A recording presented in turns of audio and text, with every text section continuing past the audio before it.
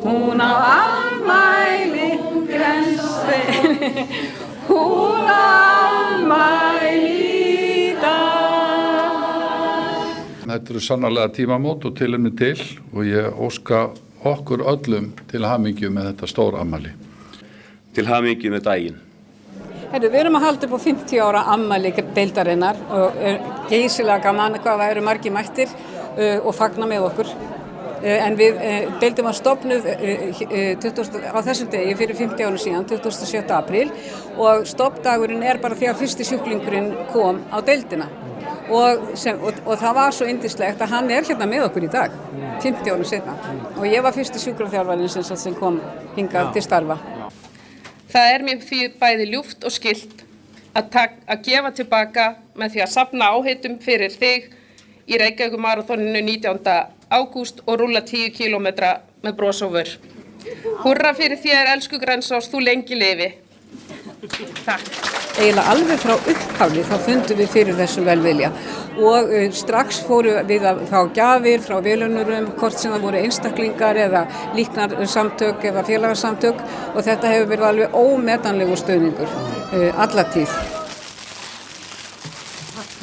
Og hér kortið sem ég glemt að skrifa á. Ég gera það á eftir. Það var mjög mikið lyftistöng fyrir okkur þegar hollvinasamtökin voru sett á laggirnar 2006 og þau hafa verið alveg ötull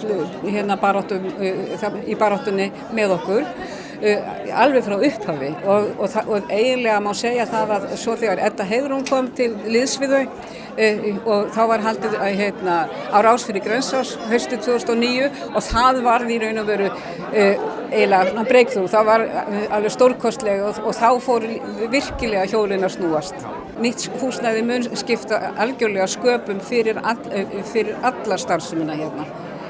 Ég held að það muni gjörbreyta öllu saman í sambandi við alla aðstöðu til endurhæfingar, bæði fyrir starfsfólkið og sérstaklega auðvitað fyrir sjúklingana því að núna erum við að búa í alveg geysilegum þrengslum og þó að tækjabúnaðurinn hafi aukist mikið frá því í upphafi að þá getum við varla þegið fleiri tæki vegna þess að það ekki pláss fyrir þau, þó að við þurfum á þeim að halda.